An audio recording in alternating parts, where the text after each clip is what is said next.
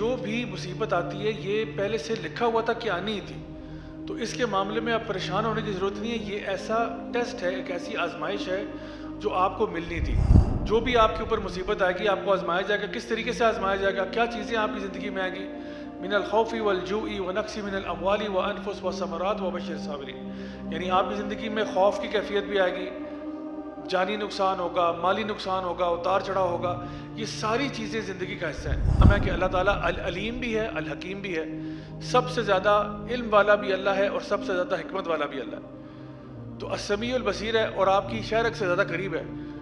وہ سب دیکھ رہا ہے. یہ نہ سمجھیں کہ اس کو نہیں پتا کہ آپ کی لائف میں کیا ہو رہا ہے، کہ اللہ تعالیٰ کیا کچھ جانتے ہیں. اللہ تعالیٰ کوئی بارش کا ایسا قطرہ نہیں ہے کہ اللہ کو نہیں پتا ہوتا کہ کس ٹائم پہ کس جگہ پر کہاں کیسے کس سپیڈ پر گرا.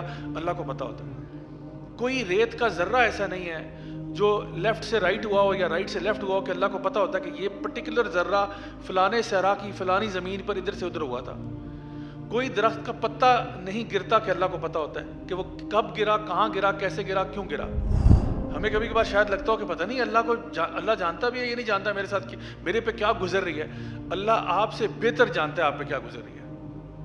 اللہ کو آپ سے زیادہ اچھی طرح پتہ ہے آپ پہ کیا گزر رہی ہے. اللہ آپ کی شہرک سے بھی زیادہ قریب ہے. آپ کے دل میں کوئی خیال نہیں آتا کہ اللہ کو پہلے سے پتا ہوتا کہ یہ خیال ابھی آ رہا ہے. تو اب آج ایک ایسی چیز کی بات کرتے ہیں جس کو دل میں ڈالنا بہت ہی اہم ہے، اور وہ ہے کہ اللہ رب العزت کی ذات پر توکل کرنا، اللہ رب العزت کی ذات پر بھروسہ کرنا ہر معاملے کے اندر. تو اس سلسلے میں اللہ سبحانہ تعالیٰ قرآن مجید میں سورۃ توبہ کے اندر آیت نمبر 52 میں ارشاد فرماتے ہیں قُلْ لَن يُصِيبَنَا إِلَّا مَا كَتَبَ اللَّهُ لَنَا هُوَ مَوْلَانَا وَعَلَى اللَّهِ فَلْيَتَوَكَّلِ الْمُؤْمِنُونَ. اللہ تعالیٰ فرماتے ہیں کہ کہہ دیجئے کہ ہمارے ساتھ کچھ بھی ایسا نہیں ہوگا سوائے اس کے کہ اللہ نے پہلے سے ہمارے لیے وہ لکھا ہوا تھا. وہی ہمارا مولا ہے، وہی ہمارا دوست ہے، وہی ہمارا حفاظت کرنے والا ہے. تو جو ایمان والے ہیں وہ پھر اللہ ہی پر توکل کرتے ہیں، وہ اللہ ہی پر بھروسہ کرتے ہیں. اسی کے ساتھ ساتھ اللہ رب العزت قرآن مجید میں سورہ الحدید سورہ نمبر 57 اس کی آیت نمبر 22 میں ارشاد فرماتے ہیں ما اصاب من مصیبت فی الارض ولا فی انفسکم الا فی کتاب من قبل. کہ کہہ دیجئے کہ جو بھی مصیبت آپ کے اوپر آتی ہے زمین میں یا آپ کے اوپر، جو بھی مصیبت آتی ہے آپ کے یعنی زمین میں یا آپ کے اوپر آتی ہے، وہ کوئی ایسی چیز نہیں سوائے اس کے کہ وہ پہلے سے ایک کتاب میں ایک رجسٹر میں لکھی ہوئی تھی. یعنی کہ جو بھی مصیبت آتی ہے یہ پہلے سے لکھا ہوا تھا کہ آنی ہی تھی. تو اس کے معاملے میں آپ پریشان ہونے کی ضرورت نہیں ہے. یہ ایسا ٹیسٹ ہے، ایک ایسی آزمائش ہے جو آپ کو ملنی تھی. اللہ رب العزت نے پورے قرآن مجید میں کہیں پہ بھی اس بات کا دعویٰ نہیں کیا کہ یہ دنیا جو ہے یہ جنت ہے. اگر کیا ہو تو مجھے بتا دیں، کوئی ایسی آیت ہو، کوئی ایسی حدیث ہو جہاں پہ کہا گیا ہو کہ دنیا جنت ہے. ایسا تو کوئی آیت نہیں ملے گی آپ کو. یا پھر کوئی ایسی جگہ ہو جہاں پہ کہا کہ آپ کو آزمایا نہیں جائے گا دنیا میں، بلکہ اس کے برعکس یہ فرمایا گیا کہ آپ کو ضرور آزمایا جائے گا. الذی خلق الموت والحیات لیبلوکم ایکم احسن عملا. ہم زندگی اور موت پیدا اس لیے کیے تاکہ آپ کی آزمائش ہو.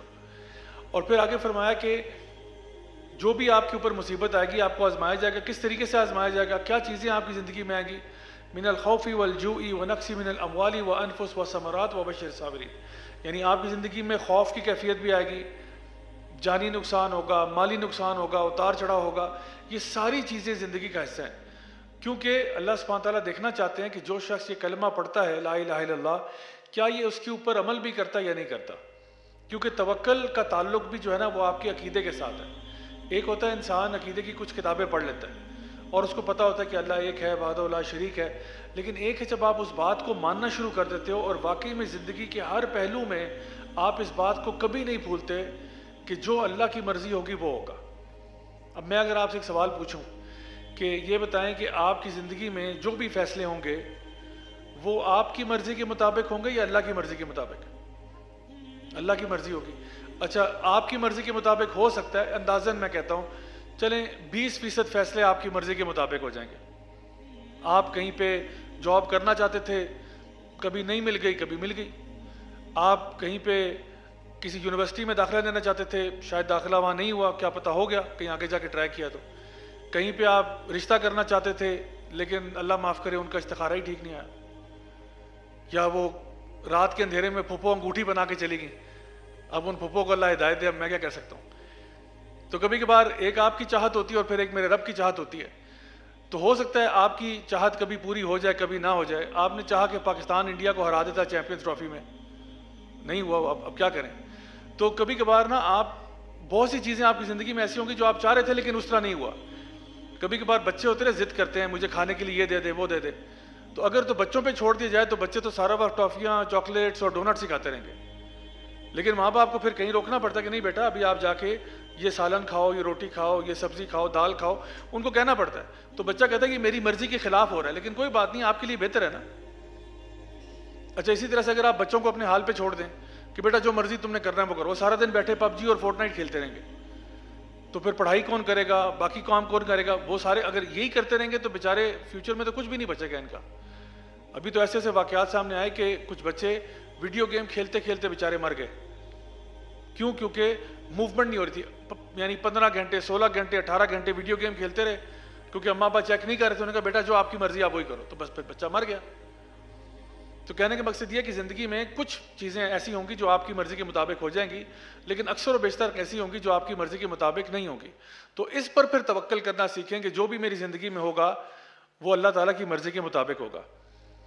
اللہ تعالیٰ کے اسماء و صفات میں سے ایک اللہ کا نام ہے السمیع البصیر، یعنی اللہ تعالیٰ ہر چیز کو دیکھتا بھی ہے، ہر چیز کو سنتا بھی ہے. یہ صرف اللہ کے نام نہیں ہے، اللہ کی صفات بھی ہیں. پھر اللہ کے ناموں میں سے ایک نام ہے کہ اللہ تعالیٰ العلیم بھی ہے، الحکیم بھی ہے. سب سے زیادہ علم والا بھی اللہ ہے اور سب سے زیادہ حکمت والا بھی اللہ ہے. تو السمیع البصیر ہے اور آپ کی شہرک سے زیادہ قریب ہے، وہ سب دیکھ رہا ہے. یہ نہ سمجھیں کہ اس کو نہیں پتا کہ آپ کی لائف میں کیا ہو رہا ہے. ہمیں کبھی کبھار شاید لگتا ہو کہ پتہ نہیں اللہ کو اللہ جانتا بھی ہے یہ نہیں جانتا میرے ساتھ میرے پہ کیا گزر رہی ہے. اللہ آپ سے بہتر جانتا ہے آپ پہ کیا گزر رہی ہے. اللہ کو آپ سے زیادہ اچھی طرح پتہ ہے آپ پہ کیا گزر رہی ہے. اللہ آپ کی شہرک سے بھی زیادہ قریب ہے. آپ کے دل میں کوئی خیال نہیں آتا کہ اللہ کو پہلے سے پتا ہوتا کہ یہ خیال ابھی آ رہا ہے اس کے دل میں. اور اللہ تعالیٰ العلیم بھی ہے اور الحکیم بھی ہے. العلیم کا مطلب یہ سب سے زیادہ علم والا اللہ ہے، اور الحکیم کا مطلب یہ سب سے زیادہ حکمت والا بھی اللہ ہے.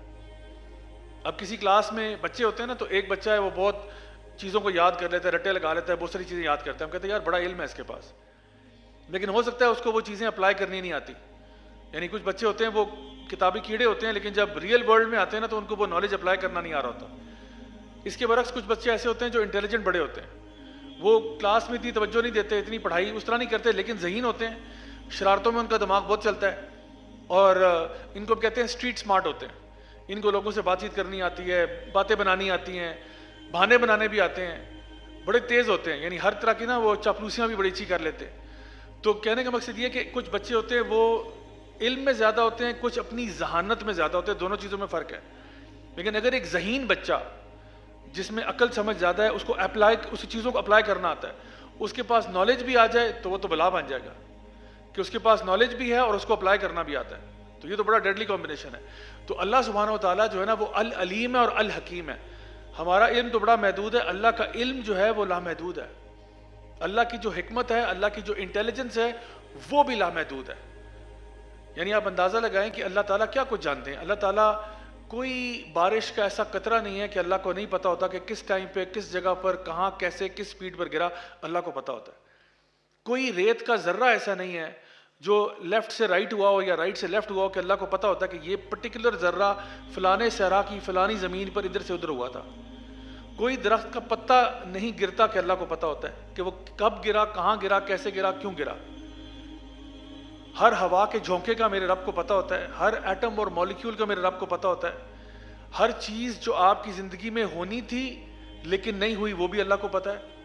اور دیکھیں آپ کی زندگی میں نا دو فیصلے آئے. مثال کے طور پہ آپ نے جاب کرنی ہے یا نہیں کرنی ہے. ایک جاب آئی آپ کو، اب جاب آپ کریں گے تو کیا ہوگا، نہیں کرو گے تو کیا ہوگا. اللہ لیٹس سپوز کہ آپ کی جاب نہیں لگی، آپ اداس ہو گئے. اللہ کو پتا تھا کہ اگر آپ جاب کر لیتے تو کیا ہوتا. پھر آگے 4 آپشنز اور آتی، آپ کو پروموشن مل رہی ہے اور پھر آپ کیا کرتے، پھر اس کے آگے 8 آپشنز اور کھلتی ہیں، ان میں آپ کدھر جاتے. یہ ساری پرمیوٹیشنز کمبینیشنز اللہ کو پتہ ہے. یعنی کہ جو پورا ایک ٹری بنتا ہے نا آپشنز کا، وہ ساری انفارمیشن اللہ تعالیٰ کو ہے. جو کچھ ہو سکتا تھا اور اس میں سارے آپشنز پتہ ہیں، اور جو نہیں ہوا وہ بھی اللہ کو پتہ ہے. اللہ تعالیٰ کا علم اتنا وسیع ہے اور لامحدود ہے.